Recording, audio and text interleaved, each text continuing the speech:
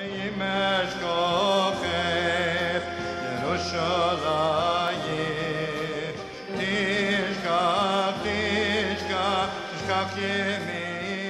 continuons, on connaît la Gemara dans Masechet Brachot, Davav, Amar Rav Avin bar Rav Ada, Amar Rav Yitzchak. Minayin shak Baruch Hu maniach tfilin, sheneemar nishba Adonai bimino zura uzo. Bimino zu Torah, sheneemar mino ejdat lamo, ubezru'o, ubezru'a uzo, edu tfilin, sheneemar ne'azam moiten, vechule. Bon. Rabbi Avin bar Ada, au nom de Rabbi Yitzchak, nous dit, nous sait-on que Akadosh Baruch Hu est maniach tfilin, Medet Tfilin. Bon, il est clair que celui qui voudrait uniquement aller sur le pshat, ça n'a aucun sens, puisque comment peut-on dire qu'Akadosh Baruch Hu met des tefilin? Donc c'est clair que la Gemara fait allusion tout à fait à quelque chose d'autre. Et en fait, la Gemara fait allusion à ce que lorsque la lumière divine descend par différentes étapes et la manifestation d'Hachem pour gérer le monde, dans cette manifestation d'Akadosh Baruch Hu, il y a une manifestation qu'on appelle Hanagat HaTeva, qui est une manifestation qu'on appelle les Mekoubalim Tiferet ou Malchut, ou bien Zun de Hatzilut. C'est en fait le bas du monde de la Hatzilut, où la lumière divine, et en arrivant à cette étape-là, c'est à travers cette étape-là que passe la lumière vers nous. Attention, bien sûr, ce n'est pas un intermédiaire comme les Havdil. La chrétienté a voulu le créer en disant qu'il y a un intermédiaire. C'est cette bêtise et cette grossièreté que Nabatar, on a voulu dire que sa mère, qui avait trompé son mari, a voulu faire croire que c'était du ciel. Vraiment, je ne peux pas imaginer que des gens ont pu pendant des siècles avaler une telle bêtise et que ça continue encore aujourd'hui. Mais là, les Havdil, il s'agit de la lumière divine qui se manifeste par différentes étapes.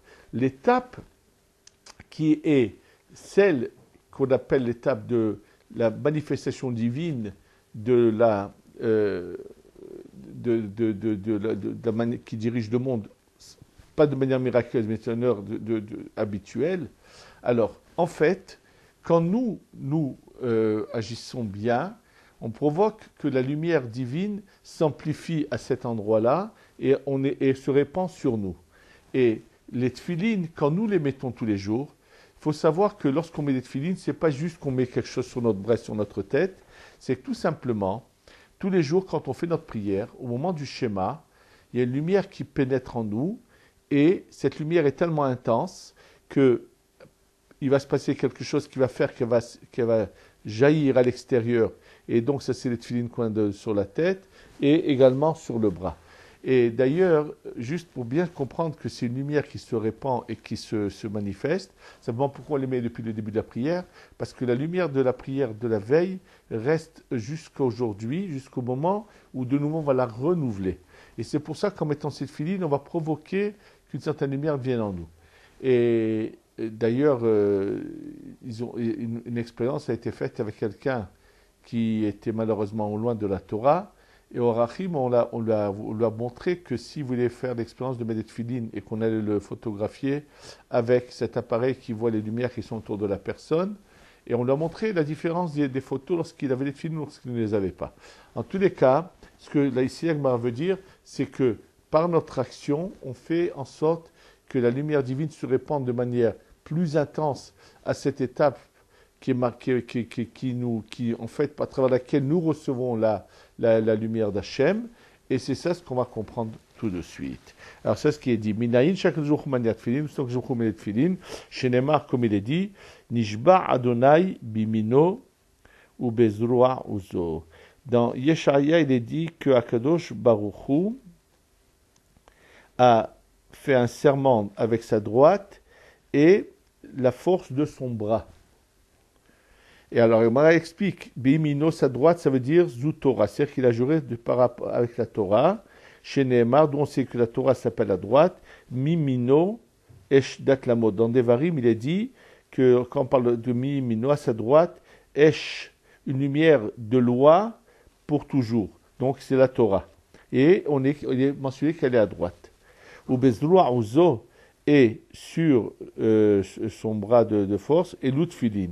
Tandis on sait que Zeroua, on sait que c'est le bras, mais Ouzo qui dit que c'est le filin, chez Nehemar, d'où on le sait, Adonai Oz le Amo Yiten, Dieu va donner cette puissance, cette force à son peuple. Et Uminaim Shel Tfilin Ozem, et d'où on sait que les Tfilin, c'est une force pour le peuple d'Israël. Alors il dit, dirti, parce que c'est marqué Veraou Kol Ame Aretz. Ils verront les peuples de la terre, qui Shem Adonai Nikra Alecha, que le nom de Dieu est appelé sur toi. Veyaroub Meka, ils auront peur de toi.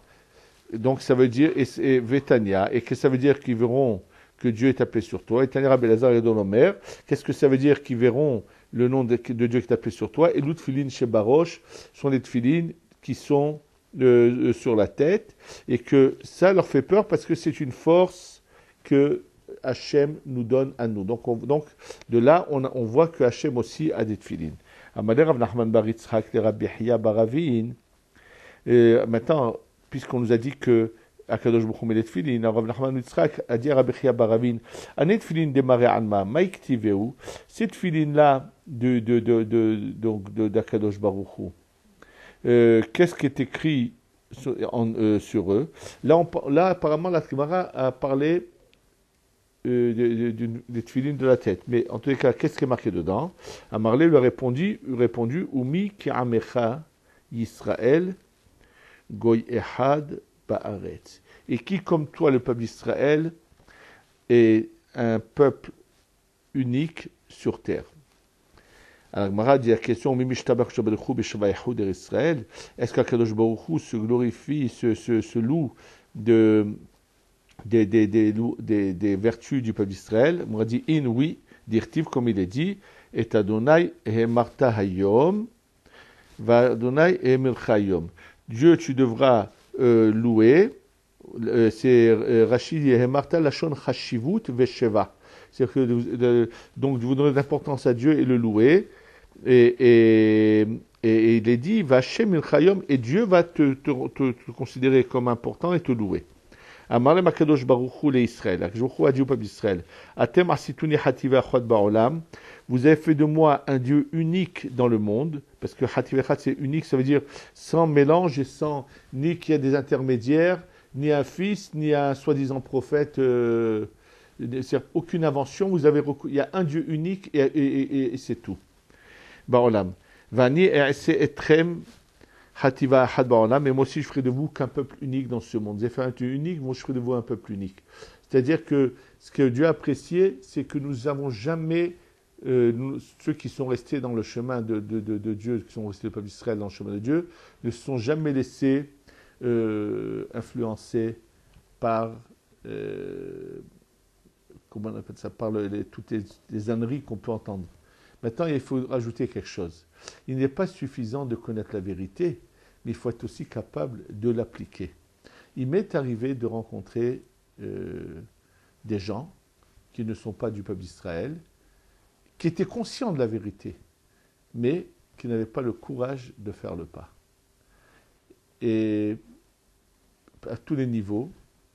Et il y en a même un, une fois, que lorsque dans mon dialogue avec lui, où je lui montrais certaines choses de la Torah, il a eu une exclamation en me disant, oui, vous êtes le peuple élu. Mais entre savoir cela et faire le pas, et là, le peuple d'Israël, c'est que non seulement qu'on est conscient de la vérité, mais qu'on est capable de l'appliquer. Donc c'est ce qu'il y a Kadosh Baruch Hu. Vous m'avez fait à moi un Dieu unique, je vous fais donc un peuple unique. Alors il dit, Atem asmihati vechad ba'olam, moi fait un Dieu unique dans le monde. Shinemar, comme il est dit, Shema Israël. Pas seulement écoute, fais pénétrer en toi. Si le mot Shema dans le sens, fais régner sur toi. Adonai Elohenu, Adonai Echad, Dieu qui est notre éternel, est un Dieu unique. Et pour nous, il n'y a aucun ajout, il n'y a rien, il n'y a que lui et c'est tout. Vani asetrem hatir ba'olam. Et moi aussi, je ferai de vous une unité, quelque chose de très unique dans le monde. Qui, comme toi, comme ton peuple Israël, qui est un peuple unique sur terre. Amar le Rav Aha bered Rava le Ravashi. Tinar behad beta bishar batemai.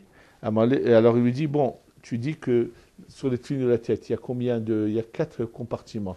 Alors tu m'as dit qu'il y a marqué Mikamecha Israël, c'est un seul compartiment. Et dans les autres compartiments, qu'est-ce qu'il y a? Marlé Omi Kimi Goy Gadol, Omi Goy Gadol, qui comme toi est un grand peuple, Omi Goy Gadol, et qui est un grand peuple. Ensuite, Ashrecha Israël, sois heureux Israël, Oanissa Elohim, et est-ce que y a-t-il un Dieu qui est venu et qui a pu prendre a pris un peuple d'un autre peuple? C'est-à-dire que le peuple d'Israël qui était en Égypte est considéré comme un fœtus dans le ventre de sa mère et que d'un coup quelqu'un rentre la main à l'intérieur et prend le fœtus, c'est le sort du ventre dans lequel il se trouve, et c'est de ça qu'il parle le passouk en question. Il y a encore un passouk, Ultitra Elion, et je te mettrai au-dessus de tous.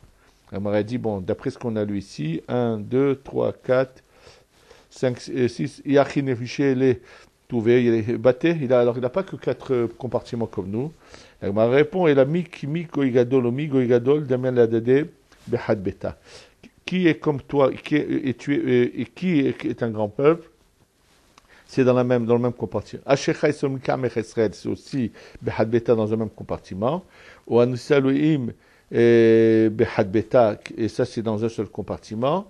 Ou Titra Elion, et te mettre au-dessus de tous, behad beta dans un compartiment. Donc on est arrivé à 4. Et Kuleu, Ketive, Beadre, et la Gemara dit Kol Aktuvim Alalu Ktuvim Bezroa Bebayit Echad, Sheotam Shelia Dena Mela Bayit Echad, Ki Namenu Bemnachot, Kol Parashiot Ktuvot Bo. Maintenant, il faut savoir que toutes ces parachutes sont également écrites dans un même compartiment, dans le tefillin qui sont sur le bras également. On a parlé jusqu'à présent des tefillin de la tête, quand on parle de ceux du bras. Il faut savoir que quand on parle de tefillin, donc comme j'ai dit, il y a une lumière qui rentre en nous, et cette lumière en fait jaillit, au moment où on dit le schéma, quand on dit Ehad du schéma, jaillit au-dessus de notre tête. Simplement, si on avait le moyen de pouvoir la filmer, cette lumière, on verrait qu'en fait, il y en a 2 qui descendent. Il y a Chochma et Bina. La Chochma a Chochma Bina Da'at, et le Da'at est partagé en 2, et la Bina aussi Chochma Bina et Da'at. C'est-à-dire qu'en fait, il y a 2 fois Chochma Bina Da'at qui descendent. Et c'est la raison pour laquelle c'est une obligation de mettre ce qu'on appelle les films de Rashi de Rabbeinu Tam. Ce n'est pas que c'est Rashi et Rabbeinu Tam qui ont inventé cela, puisque avant que Rashi et Rabbeinu Tam viennent, il y avait des gens qui mettaient les 2, il y en avait qui mettaient que la formule de Rashi, ou il y en a qui mettaient que la formule de Rabbeinu Tam. Et même le Rambam, au début de sa vie, comme son père lui a fait la bar mitzvah, lui avait mis l'ordre que finalement Rabbeinu Tam a adopté, et lui a changé plus tard. C'est-à-dire que les 2 existaient. Et en fait, sur la Kabbalah, les 2 sont obligatoires et de les mettre ensemble. C'est-à-dire que puisque c'est 2 lumières qui jaillissent et qui jaillissent ensemble, et on ne peut pas les séparer l'une de l'autre. Et je peux juste vous dire comme témoignage que quelqu'un qui habite aujourd'hui à Ranna, le Rav Raphaël Ederi, m'a raconté qu'après son mariage, lui il avait des tefillin que de Rashi, des grandes normales, et après son mariage, il avait commandé des tefillin Rabbeinu Tam toutes neuves, grandes, et il est parti voir Baba Saleh. Et quand il est rentré chez Baba Saleh, il lui a raconté, Baba Saleh lui a dit, tu sais pas bien ce que tu fais, Ata Mafrid ben Alouf, les Alouf. Tu es en train de séparer 2 unités qu'il ne faut pas séparer.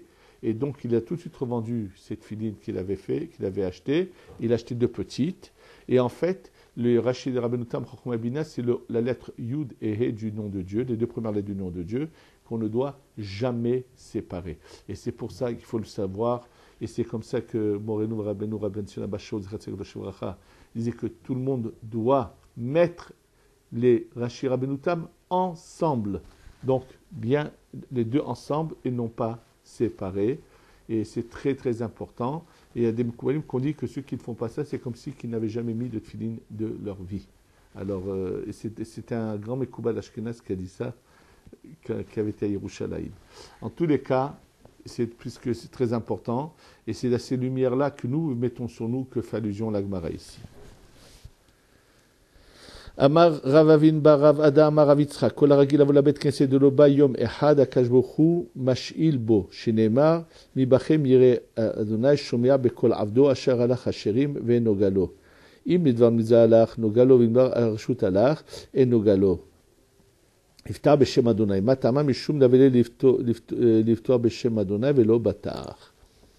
Quelqu'un qui vient régulièrement au Bet Knesset et qui donc une fois n'est pas venu, Akadosh Baruch Hu demande après lui. C'est-à-dire, il demande après lui, ça veut dire que là, il va y avoir une ashgacha, une attention particulière d'Akadosh Baruch Hu vis-à-vis de cette personne. Il ne va pas le laisser sous la marche à suivre de la nature, mais parce qu'il va s'intéresser à lui. Alors, pourquoi? Parce que s'il a peut-être besoin, c'est-à-dire, comme l'Agmar va dire, donc il s'agit de quelqu'un qui a l'habitude de venir. Alors, s'il est parti maintenant dans un endroit, qu'on appelle ça, et pour une mitzvah, alors que le Baruch donc l'Agmar va expliquer. D'où on le sait qui demande, Mi bachem yireh Hashem, qui parmi vous a la crainte de Dieu, c'est-à-dire qu'est-ce qui est la crainte de Dieu, chez Aragil lavo elav, qui a l'habitude de venir chez Akadosh Baruch Hu, shomer bekol avdo, Akadosh Baruch Hu écoute la voix de son serviteur. Maintenant, qu'est-ce qui s'est passé? Asher alach chashechim ve'en no galo, qui est allé dans les ténèbres et n'a pas de lumière avec lui. Agmara explique, ça dépend. Im lidvar mitzvah alach, alors si il est allé pour une chose de mitzvah, no galo, son chemin sera éclairé. Vimedvar eshut alach, mais si par chas v'shalom il est parti parce que pour un besoin personnel, au lieu de faire la tfila, alors en no galo, il n'aura pas de lumière. Pourquoi? Iftar b'shem Hashem, c'est marqué dans la suite du pasouk, et il devra mettre sa confiance dans le nom de Dieu, Maïtama. Quelle est la raison pour qu'il n'aura pas de lumière? Mishum d'avele liftor b'shem Hashem et le batar. Il aurait dû se dire, je fais d'abord ma prière et les choses se passeront bien. C'est-à-dire qu'il aurait dû mettre sa confiance en Dieu et ne pas penser qu'il faut absolument qu'il aille avant sa prière, sinon les choses ne s'arrangeraient pas. Et juste pour bien je voudrais vous raconter une histoire qui s'est passée en Hollande il y a à peu près, je sais pas, 60-80 ans. Il y avait une famille, c'est la descendance qui l'a raconté, un juif qui était un grand négociant en tapis, en toutes sortes de choses, et qui vendait à la cour d'Amsterdam. La royauté d'Amsterdam lui achetait régulièrement des choses. Et un vendredi soir, un envoyé du roi est venu le voir pour demander qu'il vienne parce qu'il y a un achat important et tout. Il a refusé. Et on lui a renvoyé plusieurs fois avec insistance que ça risquait de mettre en péril tout son business avec le roi. Il a été catégorique. Finalement, dimanche matin, il a été convoqué là-bas au Motsei Shabbat chez le roi. Et quand il est arrivé, le roi lui a dit « Je te félicite, tu m'as fait gagner mon pari ». En fait, un grand antisémite, avait rendu visite au roi et avait parlé de manière vraiment odieuse du peuple juif.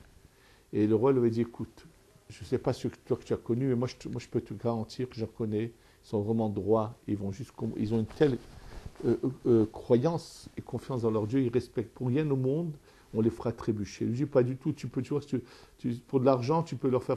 Il a dit, écoute, j'ai la preuve, voilà, il y en a un, il s'est Shabbat, et ils ont envoyé, ils ont menacé, ils ont fait tout ce qu'il fallait, et l'autre a vu de ses yeux que le roi de Hollande à ce moment-là avait raison, et que, Baruch Hashem, il y a des gens qui savent sanctifier le nom d'Hashem, et c'est ça ce qu'on doit avoir, c'est la confiance, c'est que quand on a confiance à Hachem et qu'on montre qu'on a confiance à Hachem, on sanctifie son nom. Et ça c'est important qu'on le fasse, qu'Hachem, en étudiant, ce n'est pas qu'une étude, un savoir, mais c'est pour une mise en pratique de ce qu'on étudie, qu'Hachem nous mette à mettre en pratique ce qu'on étudie.